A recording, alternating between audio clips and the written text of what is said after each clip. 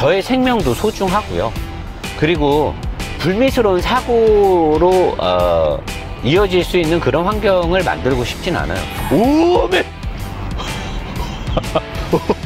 아니 무슨 60km에서도 뒤가 그냥 흘러가. 뒤가 그냥. 와, 이거는 차 휘뚱휘뚱거리고 하면 안 되는 거죠. 자, 안녕하십니까. 노보스 인더스트리 노사장입니다. 아주 관심이 많은 기아 EV6 리뷰도 시작했고요. 어제 뭐 하체 오리기를 보셨을 거고, 또 스케치로 외관도 보셨을 거고, 사실 저는 우리나라에서 만드는 이 전기차가 기존의 전기차들은 좀 부족할 수밖에 없었죠. 왜냐면 개발 기간이나 전기차를 많이 판 데이터가 없기 때문에. 하지만 작년 2020년 중반기부터 현대자동차, 기아자동차가 엄청 자랑했던 이 GMP 플랫폼, V2L, 혁신, 어쩌고 저쩌고, 전비, 처음에 500km 이상 간다, 그랬다. 올해 초에 제가 집에서 라이브를 할 때 400km 초반 가기 어려울 거다 할 때 사람들이 엄청 저를 비난했어요. 알지도 못하면서 하는데, 지금 현실은 뭐냐 이거죠. 현실은 전기차에 있어서 가장 중요한 게 무엇일까요? 전기차의 어떤 기술도 중요하고 디자인도 중요하고 다 중요하겠지만, 어쨌든 차를 타고 이동하기 때문에 일반인들한테 가장 중요한 건 전비가 될 것입니다. 근데 테슬라랑 비교를 했을 때 얘가 이제 경쟁차가 거의 모델 3죠. 모델 Y는 차가 더 크기 때문에 모델 3랑 비교했을 때 가격 차이가 많이 벌어진다. 그러면 사실 어느 정도 어드밴테이지를 주던 핸디 다 할 수 있는데, 최근에 모델 3 롱레인지가 5,999만 원에 보조금을 받고 얘랑 거의 비슷한 금액에 사람들이 구매를 했단 말이죠. 근데 모델 3 롱레인지는 다들 가볍게 500km를 넘을 수가 있어요. 그렇다면 얘는 가볍게 몇 킬로를 갈 수 있느냐. 여기 보시면 지금 주행거리, 가는 거리가 찍혀있고, 제가 100% 충전된 상태에서 계속해서 주행할 때마다 사진을 찍으면서 달렸고요. 지금 사진은 EV6 롱레인지 EWD 모델이며 전비주행이 아닌 일상적인 주행 환경에서의 테스트 결과입니다. 하지만 전비주행에 불리한 환경이나 고속도로 주행은 하지 않았습니다. 얘한테 아예 카메라를 앞에다 걸어놓고 실시간으로 평균 전비가 얼마나 나오나도 테스트를 했습니다. 그리고 이 차 리뷰가 끝나자마자 제가 모델 Y를 타는데, 모델 Y도 똑같은 환경에서 똑같은 도로를 저는 속도 계고 다 그냥 가리지 않고 다 오픈하고 찍었거든요. 전비 차이가 얼마나 날까? 테슬라 모델 Y의 경우 롱레인지 사륜의 광폭 타이어이며 같은 환경의 일상적인 주행이었지만 박 팀장과 박민성 PD를 동행해서 2시간 넘게 같이 타고 다녔고, 테스트 기간 내내 비가 내렸으며 추월을 위한 급격한 가속도 종종 진행하였습니다. 그리고 평균 주행에서도 속도가 더 높았습니다. 배터리 감소율에 따른 주행거리나 킬로와트당 갈 수 있는 거리에서 차이가 좀 나는 것 같습니다.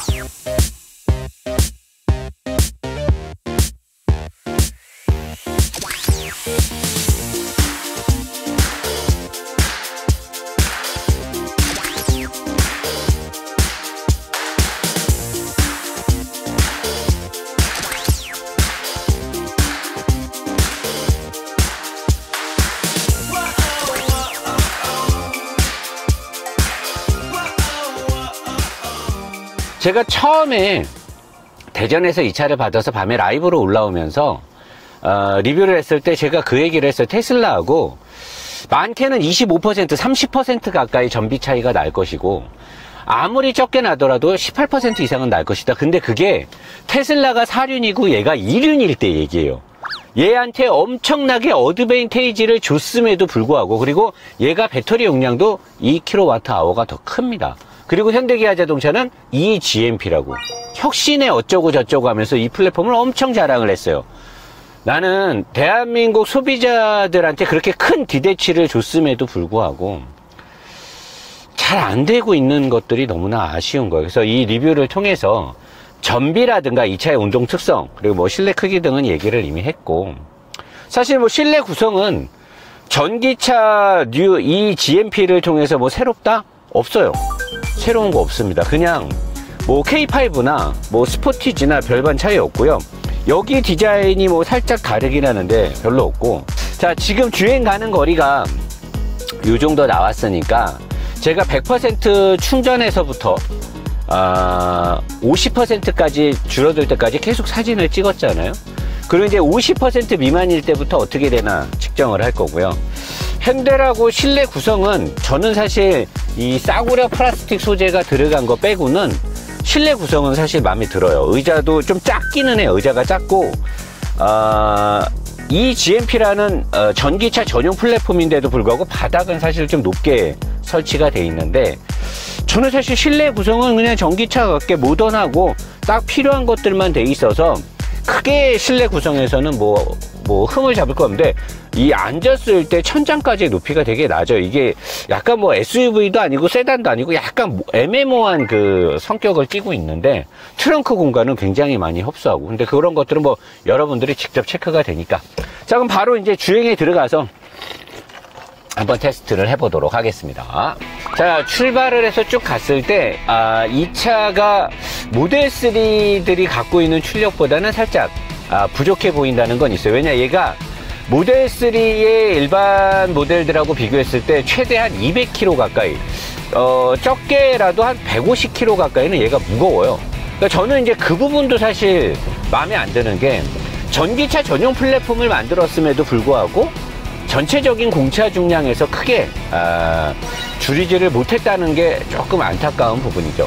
자, 그리고 이제 가속을 하기 시작하면 이 차가 주는 느낌은 모든 전기차랑 비슷해요. 비슷하고 얘는 또 후륜이잖아요. 뒤에서 이 차를 밀고 가는 느낌인데, 가운데 배터리가 이 무게중심을 잡고 있어서 그런지 몰라도 전륜이다 후륜이다 라는 느낌을 쉽게 갖기는 되게 어렵습니다.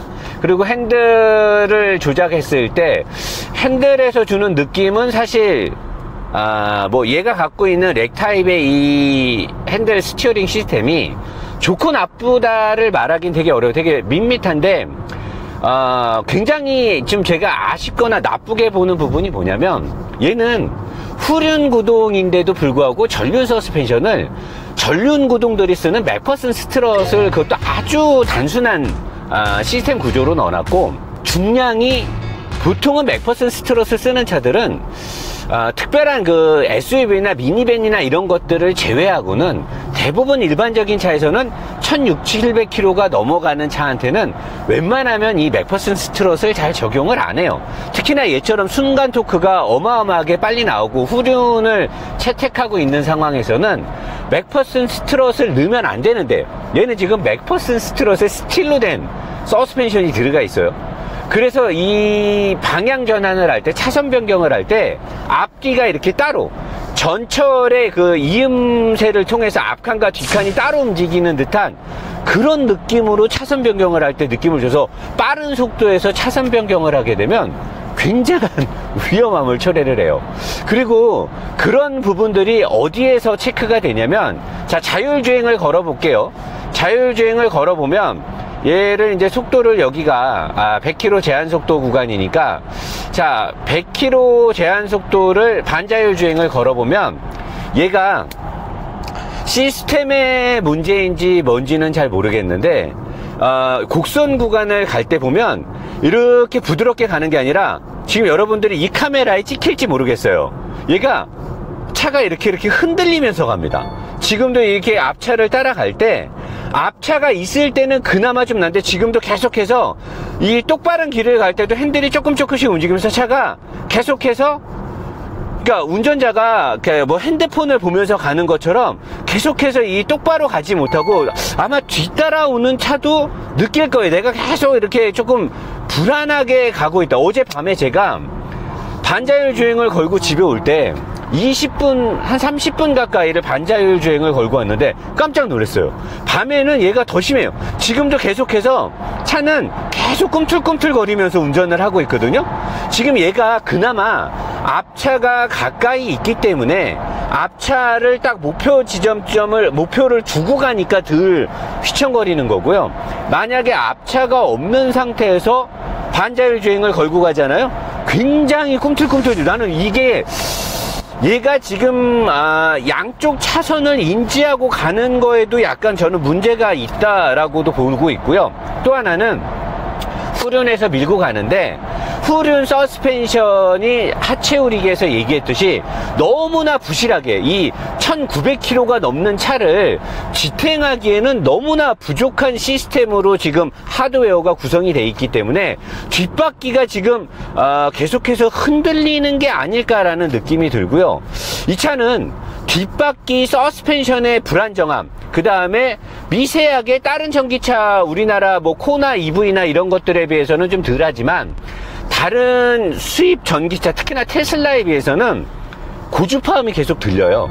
뭔가 이렇게 모터가 주행하는 휘 도는 그 느낌도 들리면서 이런 것들이 복합적으로 더군다나 이 반자율 주행까지 걸었을 때 계속해서 차가 이렇게 흔들리면서 가고 있는데 이런 느낌 때문에 내가 엄청나게 어지러워요. 제가 지금 이 차를 리뷰하면서 월, 화, 수, 오늘이 목요일이잖아요. 4일 동안 타면서 몸이 피곤하단 말이에요. 그러니까 이런 것들이 아마 이런 피로와 멀미가 동반되기 때문에 내가 지금 이런 것들을 느끼고 있는 게 아닐까 싶은 거고, 내가 이 정도면 뒷좌석이나 옆좌석에 탄 동승객들은 어마어마하게 아마 피로감을 느끼게 될 거예요. 그래서 나는 현대 기아 자동차가 새로운 전기차 전용의 플랫폼을 만들었음에도 불구하고 나는 사실 이 플랫폼이 너무나 아쉬운 거예요. 우리나라 제조사가 잘 돼야 되는데 사실 잘 못 만들거나 기술이 부족한 건 우리 국민들 소비자들 입장에서 이해할 수 있는 부분이 왜 아직까지 많은 데이터가 없었고 또 여러 가지 뭐 주변 인프라 구성 시스템이 부족할 수 있으니까. 근데 선전을 그렇지 않게 했잖아요. 선전에서는 처음에 작년에 여러분들 기억나실 거예요. 500km 넘게 간다고 하지 않았습니까? 나만 그렇게 기억하나요? 그때 내가 그랬어요.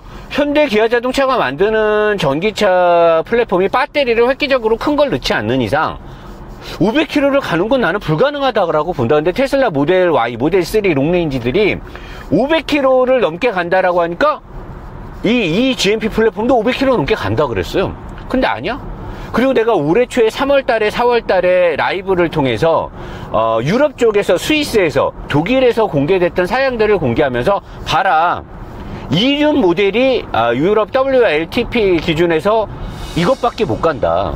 근데 우리나라 기준은 더 가혹한 조건으로 주행 테스트를 하기 때문에 우리나라는 더 못 가는데 왜 500km를 넘게 갔냐라고 광고를 했느냐. 그러더니 뭐 희지부리 꼬랑지 내리고 그걸 자랑했던 유튜버들, 특히나 이 현대 이 GMP를 엄청나게 빨아줬던 리뷰어들이 있어요. 그들이 뭐 어쩌고 저쩌고 거기에 댓글에서 뭐 막 그러는데 현실을 직시해야 된다는 거죠. 그리고 유튜버들이 이 차를 타고 부산을 간다? 못 가죠. 제조사에서 밝힌 재원에서부터 여러분 보실까요? 이미 EV6의 재원에서부터 부산을 갈 수 없는 거리예요. 자, 우리나라에서 부산을 갈 수 있다 없다 중요해요? 중요하지 않아요? 중요하죠. 충전을 한번 하고 부산까지 가는 게 중요한데 이미 재원, 제조사의 재원만으로도 부산을 갈 수가 없어요. 그리고 더 중요한 건 전기차는요, 안전하게 배터리를 쓰려면 95%까지만 충전을 하기를 대부분 권장을 하죠. 그리고 10% 정도 됐을 때는 급격하게 전비가 떨어질 수 있기 때문에, 배터리 소모량이 떨어질 수 있기 때문에 내가 만약에 충전소를 지정하고 갔는데 거기에 다른 차가 충전을 하고 있거나 아니면 충전기가 뭐 작동이 안 되거나 했을 때를 대비해서 최소한 15% 정도 미만으로까지는 배터리를 잘 안 쓴단 말이야. 불안하잖아, 사람이. 내가 내 돈 주고 4천만 원, 5천만 원 주고 차를 사서 불안에 떨면서 차를 탈 수는 없잖아요. 그러면 95%에서 15% 사이에서 주행을 해야 된단 말이에요. 그러면 실질적으로 쓸 수 있는 배터리의 사용 범위는 80%란 말이에요. 80%. 자, 테슬라 모델 3 롱레인지는 80%만을 가지고 가도 부산을 가고도 여유가 있어요. 대부분의 오너들이 그렇게 가요. 항속 주행을 하던 조금 구간 가속을 하던. 근데 얘는 추월을 안 하고 우리나라 고속도로가 100km, 110km잖아요. 제가 수도 없이 테스트를 했는데 100km나 110km를 달렸을 때 얘가 kWh당 갈 수 있는 거리는 절대적으로 5.1을 넘지를 못해요. 제가 여러 차례 실험을 했거든요. 근데 내가 지금 이 차가 리뷰가 나갈 때 모델 Y를 이미 제가 지금 하고 있을 거란 말이에요. 80%만을 쓴다라고 했을 때 얼마나 갈 수 있을까요? 10%에 잘 가야 100km, 110km로 갔을 때는 40km를 갈까 말까 할 거예요. 아마도 중간에 추월도 안 하고 어떻게 내가 내 차를 가지고 벌벌벌벌 떨면서 항속주행을 할 수는 없잖아요. 그러면 40km를 갈 때 48에 32, 320km를 갈까 말까 한다라는 거죠. 그러면 부산은커녕 서울에서 어디까지 가겠습니까? 서울에서 어떤 유튜버가 실험을 했어요. 부산까지 갔다? 근데 실질적으로 계기판에 찍힌 걸 보니까 340km를 썼더라고요. 그러면 서울에서 출발하지 않았다라는 걸 분명히 강조를 해줘야 되는데 그런 말 없이 부산까지 간다. 못 가죠. 내가 봤을 때 여유 있게 쓸 수 있는 거리는 얘는 300km예요. 300km. 300km 내외를 갔을 때 여유 있게 간단 말이에요. 그것부터가 일단 우리나라에서 또는 과거에 작년에 올해 초에 현대 기아자동차가 자랑했던 것들은 지나치게 과대 광고가 들어가지 않았냐라고 하는 거고, 그나마 다행인 건 지금 그래도 현실적인 재원을 공개해놨다라는 것은 저는 박수를 쳐주고 싶습니다. 정직했어요. 근데 여기서 조금 애매한 건 다른 수입차들 타이칸이 됐던 뭐 볼트가 됐던 테슬라가 됐던 이 회사들은 우리나라 환경부나 국토부에서 했던 재원보다 실제 주행거리가 더 많이 나온다는 현실이죠. 이건 뭔가요? 왜 수입차들은 환경부나 국토부에서 실시한 것보다 더 많이 나오느냐? 그리고 얘가 지금 온도계도 최고 온도가 왜 27도까지밖에 안 올라가느냐? 이 부분에 대해서도 이게 아무것도 아닌 것 같은데, 실제 환경부에서 전비 테스트를 할 때 겨울철에 다른 제조사들은 32도에 놓고 이 히터 시스템을 틀어놓고 전비를 측정한단 말이에요. 얘는 27도에 놓고 측정을 하는 거죠. 그럼 누가 전비 측정에서 유리하게 나오겠습니까? 근데 이런 것들을 다 했는데도 불구하고 얘는 주행거리가 얼마 안 나와요. 제가 지금 비교하는 테슬라는 사륜이에요. 사륜하고 비교했을 때 얘하고 전비가 20% 이상 차이가 난단 말이에요. 많게는 30% 가까이.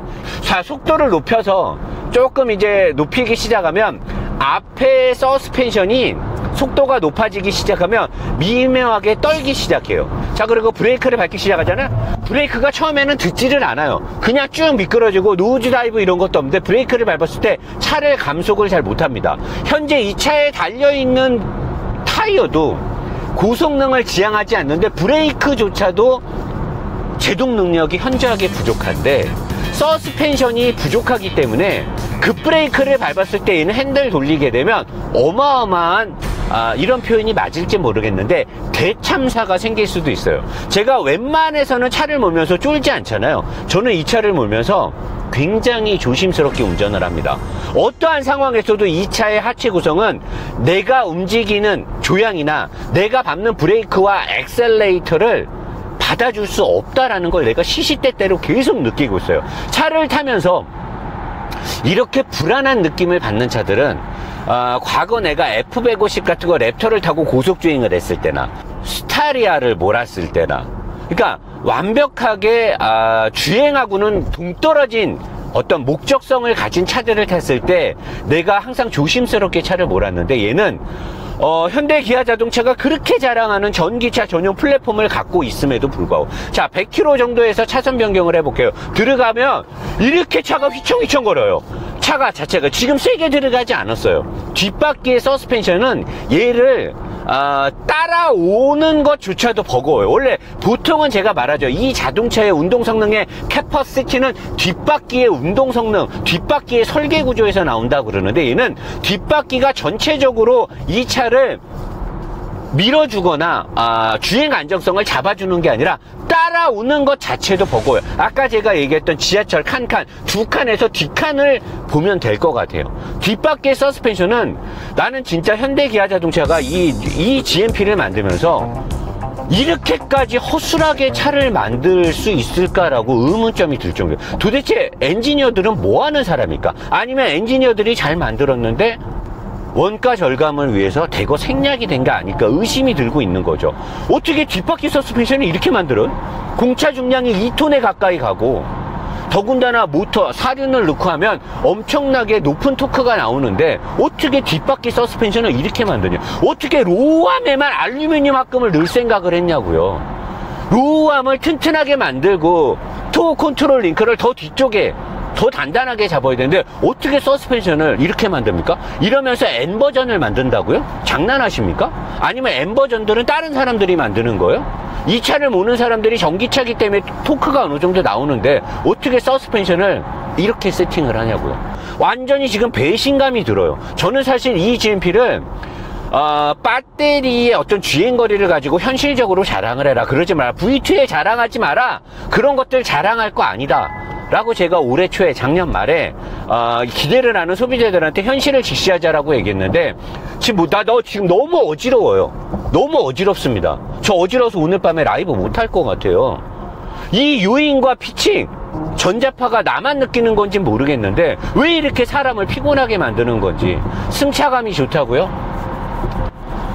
스프링을 부드럽게 만들고 댐퍼와 알루미늄의 너클함에 이런 단순한 구조로 만들면 살살 달리면 당연히 승차감 좋겠죠. 이 구조를 가지고요, 마티즈나 모닝이나 스파크에 이렇게 해도 승차감 좋을걸요?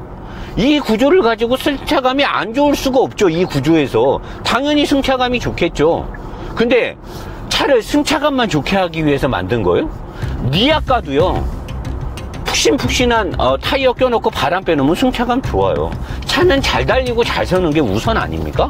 그리고 전기차는 더군다나 이 차의 차값이 보조금을 받지 않으면 5,500만 원이 넘잖아요.